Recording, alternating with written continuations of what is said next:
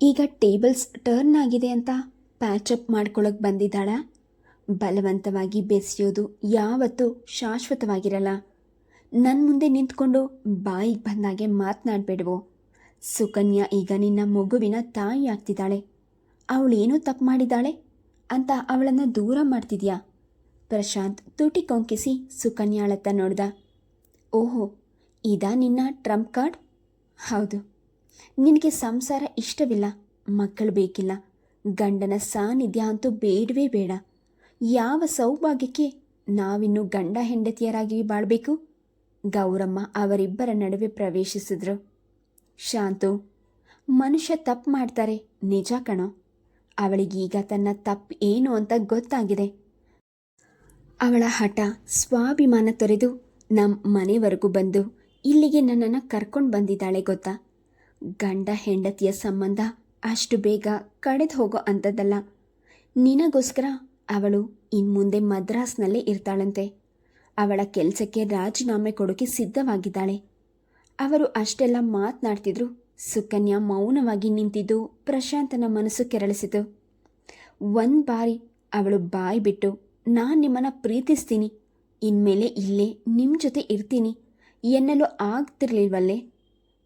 ಮಾತಿಗೂ ಜಗಳ ಮಾಡುವ ಸುಕನ್ಯಾ ಹೀಗೇಕೆ ಮೌನ್ಯವಾಗಿ ನಿಂತಿದ್ದಾಳೆ? ಅವಳೊಂದು ಬಾರಿ ತನ್ನ ಕೈ ಹಿಡಿದು, ಪ್ರಶಾಂತ್, ಆದುದೆಲ್ಲ ಮರೆತುಬಿಡಿ ಎಂದಿದ್ರೆ ಅವನು ಸೋಲುತ್ತಿದ್ನೋ ಏನೋ. ಅವಳ ಮೌನ ಕಂಡು ಅವನ ಸಹನೆ ಮೀರಿತು. ಇವಳ ಜೊತೆ, ಇವರ ಅಮ್ಮನ ಜೊತೆ ನಾನು ಇಲ್ಲಿನ ಸಂಸಾರ ಮಾಡಲಾರೆ ಎಂದು ದುಮ್ಮುಗುಟ್ಟುತ್ತಾ ಬಟ್ಟೆ ಧರಿಸಿ ಊಟವು ಮಾಡದೆ ಹೊರಟಾಗ ಮೊದಲ ಬಾರಿ ಸುಕನ್ಯಾ ಅವನಿಗೆ ಅಡ್ಡವಾಗಿ ನಿಂತು ಅವನನ್ನೇ ತೀಕ್ಷ್ಣವಾಗಿ ನೋಡಿದ್ಲು. ನೀವು ಕೋರ್ಟಿಗೆ ಹೋದರೆ ನಾನು ಡೈವರ್ಸ್ಗೆ ಒಪ್ಪಿಗೆ ಕೊಡಲ್ಲ. ಅದು ಹೇಗೆ ನೀವು ಆ ಮಾನ್ಗೆಟ್ಟ ಹೆಂಗಸನ್ನು ಮದುವೆ ಆಗ್ತಿರೋ ನೋಡ್ತೀನಿ. ಚಂದನ ಬಗ್ಗೆ ನೀನು ನಾಲಿಗೆ ಹರಿಬಿಟ್ರೆ ನಾನು ತುಂಬ ಕೆಟ್ಟವನಾಗ್ತೀನಿ ಸುಕನ್ಯಾ. ಅವನ ದನಿ ಅನಿರೀಕ್ಷಿತಕ್ಕಿಂತ ಗಡುಸಾಗಿತ್ತು. ಆಫೀಸ್ನಲ್ಲಿ ವಿನಾಯಕ್ ಎದುರಾದ. ಪ್ರಶಾಂತ್, ಬೆಳಿಗ್ಗೆ ನಿಮ್ಮ ತಮ್ಮ ಪ್ರಮೋದ್ ಕಾಲ್ ಮಾಡಿದ. ಅಮ್ಮ ನಿಮ್ಮ ಮಿಸ್ಸಸ್ ಜೊತೆ ಮದ್ರಾಸಿಗೆ ಬಂದಿದ್ದಾರಂತೆ. ನೀನು ಡಾಕ್ಟರ್ ಚಂದನನ ಮದುವೆ ಆಗ್ತೀನಿ ಅಂತ ಬಾಂಬ್ ಹಾಕಿದ್ಯಾ ಅಂತ ಕೇಳಿದೆ. ಪ್ರಶಾಂತ್ ತಕ್ಷಣ ಮಾತನಾಡಲಿಲ್ಲ. ವಿನಾಯಕ್, ನೀನು ನನ್ನ ಪರ್ಸ್ನಲ್ ವಿಷಯದಲ್ಲಿ ಇಂಟರ್ಫಿಯರ್ ಆಗಬೇಡ. ಇಷ್ಟು ದಿನ ನನ್ನ ಕಷ್ಟ ತೊಂದರೆಗಳಿಗೆ ಯಾರ ಸಹಾಯಕ್ಕೂ ಬಂದಿಲ್ಲ. ಈಗ ನಾನು ಸುಖವಾಗಿರೋ ಕಾಲದಲ್ಲಿ ಯಾಕ್ರೋ ಅಡ್ಡಿ ಮಾಡ್ತೀರಾ? ನಿಮ್ಮ ಓನರ್ ಮಾಮಿ ಮನೆಯಿಂದ ನಾನು ನನ್ನ ಅಮ್ಮನ ಜೊತೆ ಮಾತನಾಡಿದೆ. ಕೈ ಹಿಡಿದ ಹೆಂಡತಿನ ಡೈವರ್ಸ್ ಮಾಡೋದಾಗಲಿ, ನಿನ್ನ ಇಷ್ಟ ಬಂದ ಹಾಗೆ ಮದುವೆ ಆಗೋದಾಗಲಿ ಅಷ್ಟು ಸುಲಭ ಅಲ್ಲ ಕಣೋ. ನೀವೆಲ್ಲ ನನ್ನ ಹಿತೈಷಿಗಳಲ್ಲ, ನನ್ನ ಶತ್ರುಗಳು. ಪ್ರಶಾಂತ್ ರೇಗಿ ಅಲ್ಲಿಂದ ಕಾಲ್ ತೆಗೆದ. ಅವನ ತಲೆ ಯೋಚನೆಗಳಿಂದ ಕದಡ್ ಹೋಗಿತ್ತು. ತಾಯಿ ಹೆಂಡತಿ ಇರುವ ಮನೆಗೆ ಹೋಗಲು ಅವನಿಗೆ ಮನಸ್ಸಾಗಲಿಲ್ಲ. ಅವನು ಆಟೋ ಮಾಡಿಕೊಂಡು ಟಿ ನಗರದಲ್ಲಿದ್ದ ಚಂದನಳ ಮನೆಗೆ ಬಂದಿಳಿದಾಗ ಚಂದನ ಕ್ಲಿನಿಕ್ ಹೋಗಲು ತಯಾರಾಗ್ತಿದ್ಲು. ಹೇ ಪ್ರಶಾಂತ್, ಏನಿಷ್ಟು ಸರ್ಪ್ರೈಸ್ ವಿಸಿಟ್, ಬನ್ನಿ ಒಳಗೆ. ಚಂದನ ಕರೆಯುತ್ತಿದ್ದಂತೆ ಪ್ರಶಾಂತ್ ಅವಳನ್ನು ಬಿಗಿದಪ್ಪಿ ಅವಳ ನೀಲವಾದ ಕೊರಳಿನಲ್ಲಿ ಮುಖ ದುಮುಗಿಸಿದ. ಚಂದನ, ನಾನು ಇನ್ಮೇಲೆ ನಿನ್ನ ಜೊತೆ ಇಲ್ಲೇ ಇದ್ದುಬಿಡ್ತೀನಿ. ನಿನ್ನಂಥವಳ ಸ್ನೇಹ ಮಾಡಿದ ಮೇಲೆ ನಾನು ಪುನಃ ಸುಕನ್ಯಾಳ ಜೊತೆ ಸಂಸಾರ ಮಾಡೋಕ್ಕೆ ಸಾಧ್ಯವಿಲ್ಲ. ನಾನು ಅವಳನ್ನು ಮದುವೆಯಾಗಿದ್ದೇ ಲೈಫ್ನಲ್ಲಿ ಮಾಡಿದ ದೊಡ್ಡ ತಪ್ಪು. ಚಂದನ ನಸುನಕ್ಕು ಅವನ ತಲೆ ಕೂದಲು ನೆವರಿಸಿದ್ಲು. ಮದುವೆಯಾಗಿ 2 ವರ್ಷ ಸಂಸಾರ ಮಾಡಿದ ಮೇಲೂ ಈ ಮಾತು ಹೇಳೋದ್ರಲ್ಲಿ ಅರ್ಥವಿಲ್ಲ. ಪ್ರಶಾಂತ್, ಈ ರೀತಿ ದುಡುಕಿ ನಿರ್ಧಾರ ತಗೊಳ್ಳೋದು ನಿಮ್ಮ ವ್ಯಕ್ತಿತ್ವಕ್ಕೆ ಶೋಭಿಸಲ್ಲ. ನಾವಿಬ್ಬರು ಅಪ್ರಬುದ್ಧರಲ್ಲ. We are matured enough. ನೀವು ನನ್ನ ಮನೆಯಲ್ಲಿ ಉಳಿಯೋದ್ರಿಂದ ನಾವು ಅನವಶ್ಯಕವಾಗಿ ಜನರ ಬಾಯಿಗೆ ಬೀಳಬೇಕಾಗತ್ತೆ. ಡಾಕ್ಟರ್ ಆಗಿ ನನ್ನ ಹೆಸರು ನಡತೆ ಕೆಡಿಸ್ಕೊಳ್ಬಾರ್ದು. ನಿಮ್ಮ ಮನಸ್ಸು ಗಟ್ಟಿ ಮಾಡಿಕೊಂಡು ನಿಮ್ಮ ಮನೆಗೆ ಹೋಗಿ ಬನ್ನಿ. Fake of your inhibitions. ಈ ವಿಷಯ ನಾವು ನಿಧಾನವಾಗಿ ಯೋಚನೆ ಮಾಡೋಣ. ಪ್ರಶಾಂತ್ ಭಾರವಾದ ಹೃದಯ ಹೊತ್ತು ಹಿಂತಿರುಗಿದಾಗ ಚಂದನ ಅವನು ನಿರ್ಗಮಿಸುತ್ತಿದ್ದನ್ನೇ ನೋಡುತ್ತಿದ್ಲು. ಮಧ್ಯಾಹ್ನ ಅವಳು ಮಾಮಿಗೆ BP ಚೆಕ್ ಮಾಡಲು ಹೋಗಿದ್ದಾಗ ಸುಕನ್ಯಾ ಬಂದಿದ್ದು ತಿಳಿದಿತ್ತು. ಮಾಮಿಗೆ ತನ್ನ ಪ್ರಶಾಂತನ ಸಂಬಂಧ ತಿಳಿದಿದ್ರೂ ಅವರು ತಮಗೇನು ತಿಳಿಯದು ಎಂಬಂತೆ ಚಂದನಾಳೆದುರಿಗೆ ವರ್ತಿಸ್ತಿದ್ರು. ಪ್ರಶಾಂತನ ಹೆಂಡತಿ ಊರಿಗೆ ಬಂದಿದ್ದಾಳೆ ಚಂದು. ಈಗ 2 ತಿಂಗಳ ಗರ್ಭಿಣಿ ಬೇರೆ. ಇನ್ಮೇಲೆ ಇಲ್ಲೇ ಗಂಡನ ಜೊತೆಯಲ್ಲೇ ಇರ್ತಾಳಂತೆ, ಗೌರಮ್ಮನವರು ಹೇಳಿದ್ರು. ಚಂದನ ಸುಮ್ಮನೆ ನಸುನಕ್ಕು ಅವರ ಕೈಗೆ ಕಾಫ್ ಕಟ್ಟುತ್ತಿದ್ಲು. ನಿನ್ನ ಗಂಡ ಮತ್ತೆ ಮದುವೆ ಆದನಂತೆ, ನಿಜನಾ? ಯಾವ ಗಂಡ? ಅವನ್ನ ಡೈವರ್ಸ್ ಮಾಡಿದ ಮೇಲೂ ನನ್ನ ಗಂಡ ಹೇಗಾಗ್ತಾನೆ ಮಾಮಿ? ಕೋರ್ಟ್ನಲ್ಲಿ ಒಂದು ಕಾಗದದ ಮೇಲೆ ಸಹಿ ಹಾಕಿದ ಮಾತ್ರಕ್ಕೆ ಗಂಡ ಹೆಂಡತಿಯರ ಸಂಬಂಧ ಮುಗಿದು ಹೋಗುತ್ತೇನೆ ಹುಚ್ಚಿ? ನಿನ್ನ ಮನಸ್ಸಿನಿಂದ ಅವನನ್ನು ಕಿತ್ತು ಹಾಕೋಕ್ಕೆ ಆಗುತ್ತಾ ನಿನ್ನ ಕೈಯಲ್ಲಿ? ನೀನು ಇದುವರೆಗೂ ಅವನ್ನ ಯಾವತ್ತೂ ನೆನೆಸ್ಕೊಂಡಿಲ್ಲ ಅಂತ ನಿನ್ನೆದೆ ಮುಟ್ಕೊಂಡು ಹೇಳು ನೋಡೋಣ. ಮಾಮಿ ಉದ್ವೇಗದಿಂದ ಹೇಳಿದಾಗ ಚಂದನ ಬೇಕೆಂದೇ ಮಾತು ಬದಲಾಯಿಸಿದ್ಲು. ಜಾಸ್ತಿ ಎಕ್ಸೈಟ್ ಆಗಬೇಡಿ, BP ಜಾಸ್ತಿ ಆಗತ್ತೆ. ಈಗ ಕಾಲ ಕೆಟ್ಟು ಹೋಗಿದೆ. ಮದುವೆ ಆಗಿರೋ ಗಂಡ ಹೆಂಡತಿನ ಬಿಡೋದು, ಹೆಂಡತಿ ಬೇರೆ ಗಂಡಸಿನ ಹಿಂದೆ ಓಡಾಡೋದು ಫ್ಯಾಷನ್ ಆಗೋಗಿದೆ. ಮಾಮಿ ಗೊಣಗಿದಾಗ ಆ ಮಾತು ಪರೋಕ್ಷವಾಗಿ ತನ್ನೆಡೆಗೆ ತೂರಿದ ಬಾಣ ಎಂದು ತಟ್ಟನೆ ಅವಳಿಗೆ ಅರಿವಾಯಿತು. ಕ್ಲಿನಿಕ್ನಲ್ಲಿ ಕುಳಿತಾಗ ಅವಳ ಮನಸ್ಸು ಸ್ಥಿಮಿತದಲ್ಲಿರಲಿಲ್ಲ. ಜವಾಬ್ದಾರಿಯುತ ವೈದ್ಯಳಾಗಿ ತಾನು ತಪ್ಪು ಹೆಜ್ಜೆ ಇಡುತ್ತಿಲ್ವೇ ಎಂದು ಕಳವಳವಾಯಿತು. ಪ್ರಶಾಂತನ ದಾಂಪತ್ಯ ಜೀವನದಲ್ಲಿ ಏನೇ ವಿರಸವಿರಲಿ, ಏನೇ ತೊಡಕು ಉಂಟಾಗಲಿ, ಪತಿ ಪತ್ನಿಯರ ನಡುವೆ 3ನೇ ವ್ಯಕ್ತಿ ಪ್ರವೇಶಿಸೋದ್ರಿಂದ ಅವರಿಬ್ಬರ ಸಂಬಂಧ ಇನ್ನೂ ಹದಗೆಟ್ಟಿತು. ಸುಕನ್ಯಾ ಅತ್ತೆಯೊಡನೆ ಇಲ್ಲಿಗೆ ಇರುವಳೆಂದು ಮೇಲೂ ಪ್ರಶಾಂತನ ಬಾಳ್ನಲ್ಲಿ ತನ್ನ ಅವಶ್ಯಕತೆ ಯಾಕೆ? ರಾಜ ಮರು ಮದುವೆಯಾದಾಗ ತನ್ನವನನ್ನು ಸಂಪೂರ್ಣವಾಗಿ ಕಳೆದುಕೊಂಡೇನೆಂದು ಹಗಲು ರಾತ್ರಿ ವ್ಯಥೆಪಟ್ಟಿರಲಿಲ್ವೇ? ಸುಕನ್ಯಾಳು ತನ್ನಂತೆಯೇ ಹೆಣ್ಣು. ತನ್ನ ಪತಿ ತನ್ನವನಾಗೇ ಉಳಿಬೇಕೆಂಬ ಆಕಾಂಕ್ಷೆ ಇರಬಾರ್ದ್ಯಾಕೆ? ಮನಸ್ಸು ಹಿಂಬದಿಯಲ್ಲಿರುವಾಗ ಪ್ರಶಾಂತನನ್ನು ಮತ್ತೆ ಪ್ರೋತ್ಸಾಹಿಸಲು ಅವಳಿಗೆ ಮನಸ್ಸಾಗಲಿಲ್ಲ. 2 ದಿನಗಳಾದರೂ ಪ್ರಶಾಂತನಿಗೆ ಚಂದನ ಫೋನ್ನಲ್ಲಿ ಸಿಕ್ಕಿರಲಿಲ್ಲ. ಮನೆಯಲ್ಲಿನ ವಾತಾವರಣ ಸುಧಾರಿಸಿತು. ಸುಕನ್ಯಾ ಅವನ ಜೊತೆ ಹೆಚ್ಚು ಮಾತನಾಡದಿದ್ರೂ ತನ್ನ ಸ್ವಭಾವವನ್ನು ನಿಯಂತ್ರಿಸಿಕೊಂಡು ಅತ್ತೆಯೊಡನೆ ಸೌಹಾರ್ದತೆಯಿಂದ ವರ್ತಿಸ್ತಿದ್ಲು. ಗರ್ಭಿಣಿಯಾದದ್ರಿಂದ ಅವಳಿಗೆ ಆಲಾಸದಿಂದ ಬೇಗ ಆಯಾಸವಾಗಿಬಿಡ್ತಿತ್ತು. ಕೈಲಾಗದಿದ್ರೂ ಕಾಲೆಳೆದುಕೊಂಡು ತನ್ನ ಕೆಲಸಗಳಲ್ಲಿ ನೆರವಾಗುವ ಪತ್ನಿಯನ್ನು ಕಂಡಾಗ ಅವನಿಗೆ ಮರುಕವಾಗ್ತಿತ್ತು. ಸುಮ್ಮನೆ ಸ್ಟ್ರೈನ್ ಮಾಡ್ಕೊಳ್ಬೇಡ ಸುಕನ್ಯಾ, ನನ್ನ ಕೆಲಸಗಳು ನಾನು ಇಷ್ಟು ವರ್ಷ ಮಾಡ್ಕೊಳ್ತಿರ್ಲಿಲ್ವಾ? ಈ ಸ್ಥಿತಿಯಲ್ಲಿ ನೀನ್ಯಾಕೆ ಒದ್ದಾಡಬೇಕು? ಆಗಿನ ವಿಷಯವೇ ಬೇರೆ, ಈಗ ನನ್ನ ಕೆಲಸಕ್ಕೆ ಅಡ್ಡಿ ಬರಬೇಡಿ, ಸುಕನ್ಯಾ ಮೊಟುಕಾಗಿ ಉತ್ತರಿಸಿದ್ರು.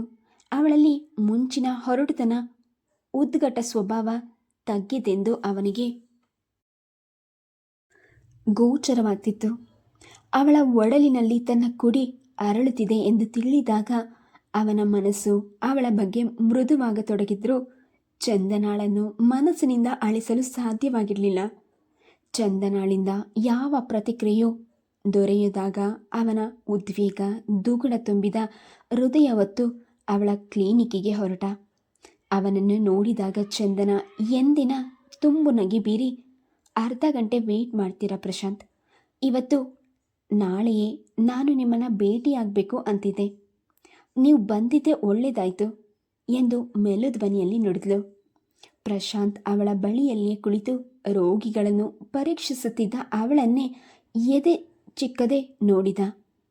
ಅವಳ ನೀಲವಾದ ದೇಹವನ್ನು ಅಪ್ಪಿದ ಸ್ಟ್ರಾಬೆರಿ ಬಣ್ಣದ ಮಾರ್ಬಲ್ ಶಿಫಾನ್ ಸೀರೆ ಅವಳ ಮೈ ಬಣ್ಣ ಕೋಮಲತೆಯನ್ನು ಮುಚ್ಚಿಡಲು ಅಸಮರ್ಥವಾಗಿತ್ತು. ಬೆಣ್ಣೆಯಲ್ಲಿ ಕಡೆದಂತಿದ್ದ ಅವಳ ಗಲ್ಲ ಕೊರಳು ನಡುವನ್ನು ನೋಡುತ್ತಿದ್ದಂತೆ ಅವನ ಸ್ಮೃತಿ ಪಟಲದಿಂದ ಸುಕನ್ಯಾ ಮರೆಯಾಗತೊಡಗಿದ್ಲು. ಚಂದನ ತನ್ನವಳು, ತನ್ನ ಗೊಲಿದ ಹೆಣ್ಣು. ಸುಕನ್ಯಾಳ ದೆಸೆಯಿಂದ ತಾನು ಇವಳನ್ನು ಕಳೆದುಕೊಳ್ಳಲಾರೆ.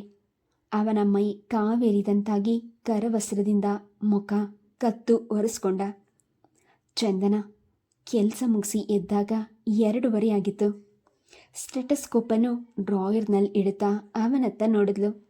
ಡ್ಯೂಟಿಗೆ ಆಫ್ ಡೇ ರಜೆ ತಗೊಂಡಿದ್ದೀರಾ? ಬನ್ನಿ ಹೊರಗೆ ಲಂಚ್ ಮುಗಿಸ್ ಬರೋಣ. ನೀನ್ಯಾಕೆ ನನ್ನ ಕಣ್ ತಪ್ಪಿಸ್ ಓಡಾಡ್ತಾ ಇದೆಯಾ ಚಂದನ? ನನ್ನನ್ನು ಬೇಕಂತ ಅವಾಯ್ಡ್ ಮಾಡ್ತಾ ಇದೆಯಾ? ನಿಮ್ಮ ಜೊತೆ ಮಾತನಾಡೋಕೆ ಲಂಚ್ ಮುಗಿಸಿ ಬೀಚ್ ಕಡೆ ಹೋಗೋಣವಾ? ಚಂದನ ಎದ್ದಾಗ ಅವನು ಅವಳನ್ನು ಹಿಂಬಾಲಿಸಿದ. ಊಟ ಮಾಡುವಾಗ ಚಂದನ ಯಾಕೋ ಮೌನವಾಗಿದ್ಲು. ಇಬ್ಬರು ತಮಗೆ ಪ್ರಿಯವಾದ ಬೀಚ್ನಲ್ಲಿ ಸ್ಥಳ ಆರಿಸಿ ಕುಳಿತಾಗ ಚಂದನ ತಾನೇ ಮೌನ ಮುರಿದ್ಲು. ಆಗಲೇ ಏನೋ ಪ್ರಶ್ನೆ ಕೇಳಿದ್ರಲ್ಲ, ಈಗ ಕೇಳಿ. ಏನದು? ಪ್ರಶಾಂತ್ ದುಗುಡದಿಂದ ಅವಳತ್ತ ನೋಡ್ದ. ನನ್ನನ್ನು ಯಾಕೆ ಹಿಂಸೆ ಮಾಡ್ತೀಯ ಚಂದನ? ನಾನೇನು ತಪ್ಪು ಮಾಡಿದ್ದೀನಿ ಅಂತ ನನ್ನನ್ನು ದೂರ ಮಾಡೋಕ್ಕೆ ಟ್ರೈ ಮಾಡ್ತಾ ಇದೆಯಾ? ಪ್ರಶಾಂತ್, ಒಂದು ತಪ್ಪು ಸರಿಪಡಿಸೋಕೆ ಹೋಗಿ ಮತ್ತೊಂದು ತಪ್ಪು ಮಾಡೋದು ಸರಿ ಅಂತೀರಾ? ಚಂದನ ಕೇಳಿದಾಗ ಅವನು ಸ್ತಗ್ನ ನಯನಗಳನ್ನೇ ನೋಡುತ್ತಾ ನಸುನಕ್ಕ. ಇಲ್ಲ, ತಪ್ಪಂತೀನಿ. ಏನು? ಇದ್ದಕ್ಕಿದ್ದ ಹಾಗೆ ಕೋರ್ಟ್ ಮಾರ್ಷಿಯಲ್ ಶುರು ಮಾಡಿಬಿಟ್ಟಿದ್ಯಾ? ಸುಕನ್ಯಾ ನಿಮ್ಮ ಧರ್ಮಪತ್ನಿ. ತಮ್ಮ ತಪ್ಪು ಸರಿಪಡಿಸ್ಕೊಳ್ಬೇಕು ಅಂತ ಸ್ವಾಭಿಮಾನ ತೊರೆದು ನಿಮ್ಮನೆಗೆ ಬಂದಿದ್ದಾರೆ, ಹೌದಾ? Why not? You give her a chance. ಅವರಿಗೆ ಯಾಕೆ ಅವಕಾಶ ಕೊಡಬಾರ್ದು? ಪ್ರಶಾಂತ್ ತಬ್ಬಿಬ್ಬಾದ. ಇಲ್ಲ ಚಂದನ, ನೆವರ್. ನಾನು ನಿನ್ನನ್ನು ಬಿಡಲ್ಲ. I can't leave without you. ನನ್ನನ್ನು ಅರ್ಥ ಮಾಡ್ಕೋ. ಅದಕ್ಕೆ ಮುಂಚೆ ಮೊದಲು ನಿಮ್ಮ ಸಂಬಂಧಕ್ಕೆ ಅರ್ಥವೇನಿದೆ ಪ್ರಶಾಂತ್? ಪ್ರೀತಿ, ಪ್ರೇಮ, ಸ್ನೇಹ, ವಿಶ್ವಾಸ ಅದ್ಯಾವುದನ್ನು ನೀವು ನನಗೆ ಪರಿಪೂರ್ಣವಾಗಿ ಕೊಡಲಾರಿರಿ. ನಮಗೆ ರೂಪ, ಯೌವನ, ವಯಸ್ಸು ಇರೋವರೆಗೂ ಮಾತ್ರ ಈ ಸಂಬಂಧ ಉಳಿಬಹುದು. ಆಮೇಲೆ ನಾವಿಬ್ಬರು ಪರಸ್ಪರ ಏನೋ ವಿನಿಮಯ ಮಾಡಿಕೊಳ್ಳಲಾಗಲ್ಲ. ಚಂದನ ಹೇಳಿದಾಗ ಪ್ರಶಾಂತ್ ಸಿಟ್ಟೆದ್ದು ಇದ್ದ. ನನ್ನನ್ನು ಅಷ್ಟು ಕೀಳಾಗಿ ಕಾಣ್ತೀಯ ಚಂದನ? ನಾನು ಖಂಡಿತ ಆ ಗುಂಪಿಗೆ ಸೇರಿದವನಲ್ಲ. ನಾನು ಯಾವ ಗುಂಪಿನ ಬಗ್ಗೆ ಹೇಳ್ತಾ ಇಲ್ಲ, ಮನುಷ್ಯನ ಇನ್ಫ್ಯಾಕ್ಟ್ರ್ ಬಗ್ಗೆ ಮಾತನಾಡ್ತಿದ್ದೀನಿ. ಪ್ರೀತಿ, ಪ್ರೇಮ ಸಿಗೋ ಕಡೆ ವಾಲೋದು ಮನುಷ್ಯನ ಸಹಜ ಗುಣ ಅಂತ ನೀವೇ ಹೇಳಿದ್ದೀರಿ, ನೆನಪಿದೆಯಾ? ಆದರೆ ಸಮಾಜದ ಮಾನ್ಯತೆ ಪಡೆದ ಸಂಬಂಧಗಳಿಗೆ ಹೆಚ್ಚು ರಿಟರ್ನ್ಸ್ ಸಿಗಲ್ಲ. ಪ್ರಶಾಂತ್, ಬಿಗಿಯಾದ ಕೊಂಡಿ ಇಲ್ಲದೆ ಸುಲಭವಾಗಿ ಕಳಚಿ ಹೋಗೋ ಸಂಬಂಧ ಇದು. ಅದಕ್ಕೆ ನಾವಿಬ್ಬರು ನಮ್ಮ ದೃಷ್ಟಿಕೋನ ಬದಲಾಯಿಸ್ಕೊಳ್ಳೋಣ. ಲೈಫ್ನಲ್ಲಿ ಬಯಸಿದ್ದೆಲ್ಲ ಸಿಗೋದು ಕಷ್ಟ. We will compromise. ಈಗ ನಿಮ್ಮ ಪತ್ನಿ 2 ಹೆಜ್ಜೆ ನಿಮ್ಮ ಕಡೆ ಇಟ್ಟಿದ್ದಾರೆ. ನೀವು 4 ಹೆಜ್ಜೆ ಅವರತ್ತ ಹೋಗೋದ್ರಲ್ಲಿ ಅವಮಾನವೇನು? ಅವರಿಗೆ ಬೆಂತಿರುಗಿಸಿ ನೀವು ನನ್ನ ಕಡೆ ಬಂದರೆ ಅದು ಅನ್ಯಾಯ ಅಲ್ವಾ? ಚಂದನ, ನಾನು ನಿಜ ಹೇಳ್ತಿದ್ದೀನಿ. ನಿನಗೆ ಖಂಡಿತ ಯಾವ ಅನ್ಯಾಯವೂ ಆಗಲ್ಲ. ಸುಕನ್ಯಾಳಿಗೆ ವಿಚ್ಛೇದನ ಕೊಡೋಕೆ ನಾನು ಸಿದ್ಧ. ಆದರೆ ಯಾಕೋ ಅವಳೇ ರಬ್ಯೂಸ್ ಮಾಡ್ತಿದ್ದಾಳೆ. ಚಂದನ ಸಣ್ಣಗೆ ನಕ್ಕು ಭುಜ ಒದರಿದ್ಲು. ಅದು ಅವರ ತಪ್ಪಲ್ಲ. ಅವರಿಗೆ ನಿಮ್ಮ ಬಗ್ಗೆ ಪ್ರೀತಿ, ಒಲವು ಇರೋದ್ರಿಂದ ನೀವು ಬೇರೆಯವರ ಪಾಲೋಗೋದು ಅವರಿಂದ ಸಹಿಸೋಕ್ಕಾಗ್ತಿಲ್ಲ. That is the marital bond. ಇದೇ ವಿವಾಹ ಬಂಧನ. ನಿಮಗೆ ಅವರಿಂದ ಏನು ಬೇಕಾಗಿದೆ? ಅವರ ಸಾನ್ನಿಧ್ಯ, ಪ್ರೀತಿ, ಫ್ಯಾಮಿಲಿ ಲೈಫ್ ಎಲ್ಲ ನಿಮಗೆ ಕೊಡೋಕೆ ಈಗ ಸುಕನ್ಯಾ ಸಿದ್ಧವಾಗಿ ಬಂದಿದ್ದಾರೆ. ಹಾಗಿದ್ಮೇಲೆ ಯಾವ ಗ್ರ್ಯಾಂಟ್ಸ್ ಮೇಲೆ ನೀವು ಅವರಿಗೆ ಡೈವರ್ಸ್ ಕೊಡ್ತೀರಾ? ಪ್ರಶಾಂತ್ ಮಾತನಾಡಲಿಲ್ಲ. ಸುಕನ್ಯಾಳ ಈಗಿನ ನಡವಳಿಕೆ ಗಮನಿಸಿದರೆ ಅವಳನ್ನು ದೂಷಿಸಲು ಅವನಿಗೆ ಯಾವ ಕಾರಣವೂ ಸಿಗಲಿಲ್ಲ. ತನಗಾಗಿ ತಾಯಿಯನ್ನು ಬಿಟ್ಟು ಮದ್ರಾಸಿಗೆ ಬಂದಿದ್ಲು. ತನ್ನ ಮುಂಗೋಪ, ಹಠ ಎಲ್ಲ ತೊರೆದು ತನ್ನ ತಂದೆ ತಾಯಿಯೊಡನೆ ರಾಜಿಯಾಗಿದ್ಲು. ಅವಳು ಅಷ್ಟೆಲ್ಲ ಮಾಡಿದ್ದು ತಮ್ಮ ಪತಿ ಪತ್ನಿಯ ಸಂಬಂಧ ಉಳಿಸ್ಕೊಳ್ಬೇಕು ಎಂದು ಅಲ್ವೇ? ಪ್ರಶಾಂತ್, ನೀವು ತಂದೆ ಆಗೋದ್ರಲ್ಲಿದ್ದೀರಿ. ಮಕ್ಕಳಿಗೆ ತಂದೆ ತಾಯಿಯ ಮಾರ್ಗದರ್ಶನ ತುಂಬ ಮುಖ್ಯ. ಮಕ್ಕಳ ಭವಿಷ್ಯ ಹಾಳು ಮಾಡೋ ತಂದೆ ತಾಯಿಯನ್ನು ನಾನು ಯಾವತ್ತೂ ಕ್ಷಮಿಸಲ್ಲ. ಅಂತಹ ಸನ್ನಿವೇಶ ನಮ್ಮ ಇಬ್ಬರ ಮೂರ್ಖತನದಿಂದ ಉಂಟಾಗೋದು ಖಂಡಿತ ಬೇಡ. ಪ್ರಶಾಂತ್, ಲೈಫ್ನಲ್ಲಿ ಒಂದು ನಿರ್ಧಾರ ತಗೊಳ್ಬೇಕಾದ್ರೆ ಎಷ್ಟು ಕೋನಗಳಲ್ಲಿ ಯೋಚನೆ ಮಾಡಬೇಕು ನೋಡಿದ್ದೀರಾ? ನೀವು ನಿಮ್ಮ ಮನೆಯವರಿಂದ ದೂರವಾಗಿ ನಿಮ್ಮ ಕೈ ಹಿಡಿದ ಹೆಂಡತಿ ಹುಟ್ಟೋ ಮಗುಗೆ ಅನ್ಯಾಯ ಮಾಡಿ ನನ್ನ ಜೊತೆ ಬಾಳೋ ಅವಶ್ಯಕತೆಯಾದರೂ ಏನಿದೆ? ಅವಳ ದನಿ ಭಾರವಾಗಿದ್ದನ್ನು ಗಮನಿಸಿ ಪ್ರಶಾಂತ್ ಅವಳ ಕೈಯನ್ನು ಮೃದುವಾಗಿ ಅದುಮಿದ. ಇಂತಹ ಉನ್ನತ ಮನಸ್ಸುಳ್ಳ ಹೆಣ್ಣನ್ನು ತೊರೆಯೋದು ಎಂತಹ ದುರ್ದೈವ. ಚಂದನ, ನಾನು ನಿನಗೆ ದ್ರೋಹ ಮಾಡ್ತಿದ್ದೀನಿ. ನಾವಿಬ್ಬರು ದೂರವಾದರೆ ನಿನ್ನ ಬಗ್ಗೆ ನೀನು ಯೋಚಿಸ್ತೀಯಾ? ನಾನು ಫಾರಿನ್ ಅಸೈನ್ಮೆಂಟ್ಗೆ ಅಪ್ಲೈ ಮಾಡ್ತಾ ಇದ್ದೀನಿ ಪ್ರಶಾಂತ್. ಪ್ರೀತಿ, ಮದುವೆ ಎಲ್ಲ ನನ್ನ ಬದುಕಿನಲ್ಲಿ ನಿಲ್ಲೋದೇ ಇಲ್ಲ ಅನಿಸುತ್ತೆ. ನಾನು ಅದರ ಬಗ್ಗೆ ಯೋಚನೆ ಮಾಡಲ್ಲ. ನಮ್ಮ ಪ್ರೊಫೆಸರ್ ಸಹಾಯದಿಂದ ನನಗೆ USA ಫಾಲೋಶಿಪ್ ಸಿಗ್ಬೋದು. Perhaps I will find a new life there. ಆದಷ್ಟು ಬೇಗ ನಾನು ಮದ್ರಾಸ್ ಬಿಟ್ಬಿಡ್ತೀನಿ. ನಮ್ಮ ಸಂಬಂಧ ಇಲ್ಲೇ ಅಳಿಸ್ ಹೋಗಲಿ. ನಾವಿಬ್ಬರು ಪುನಃ ಎಂದು ಭೇಟಿಯಾಗೋದು ಬೇಡ. ಗುಡ್ ಬಾಯ್ ಪ್ರಶಾಂತ್. ಚಂದನ ಅವನ ಅಂಗೈಯನ್ನು ತುಟಿಗೊತ್ಕೊಂಡು ಸರಕ್ಕನೆ ತೆಗೆದ್ಲು. ಚಂದನ, ಪ್ರಶಾಂತ್ ಮುಂದೆ ಬಂದಾಗ ಅವನತ್ತ ನೋಡಿ ನಕ್ಕಳು. ಕತ್ತಲಾಗೋಕ್ಕೂ ಮುಂಚೆ ಮನೆ ಸೇರಿಕೊಳ್ಳಿ. ಸುಕನ್ಯನ್ನ ಕಾಯಿಸ್ಬೇಡಿ. ಹೃದಯದೊಳಗೆ ಅಷ್ಟೊಂದು ನೋವಿಟ್ಕೊಂಡು ಬೇಯ್ತಾ ಇದ್ರು ಇನ್ನೂ ನಗ್ತೀಯ ಚಂದನ? ಪ್ರಶಾಂತ್ ವ್ಯಥೆಯಿಂದ ನೋಡಿದ. ಇದೇ ಜೀವನ ಪ್ರಶಾಂತ್. ಪ್ರತಿದಿನದ ಅನುಭವವೇ ನಮಗೆ ಪಾಠ ಕಲಿಸುತ್ತೆ. ಅವನ ಪ್ರತಿಕ್ರಿಯೆಗೆ ಕಾಯದೆ ಕಾರ್ ಹತ್ತಿ ಹೊರಟ್ಬಿಟ್ಲು. ಅವಳ ಕಣ್ಣಂಚಿನಲ್ಲಿ ಕಂಬನಿ ಜಿನುಗಿದಿದ್ದು ಅವನಿಗೆ ಕಾಣಲಿಲ್ಲ. ಚಂದನಾಳ ನಿರ್ಗಮನದಿಂದ ಅವನ ಮನಸ್ಸು ಅಮೂಲ್ಯ ನಿಧಿಯನ್ನು ಕಳೆದುಕೊಂಡಂತೆ ನಿಶ್ಚಲವಾಗಿತ್ತು. ಕತ್ತಲೆ ಆವರಿಸಿದಾಗ ಭಾರವಾದ ಹೆಜ್ಜೆ ಹಾಕುತ್ತಾ ಮನೆಯತ್ತ ನಡೆದ. ಅವನ ಹೃದಯದ ತುಂಬ ಚಂದನ ತುಂಬಿದ್ಲು. ಭವಿಷ್ಯ ಮಾತ್ರ ಸುಕನ್ಯಾಳೊಡನೆ ರೂಪಿಸ್ಕೊಳ್ಬೇಕಾಗಿತ್ತು. Please subscribe the channel, like and share. Thank you.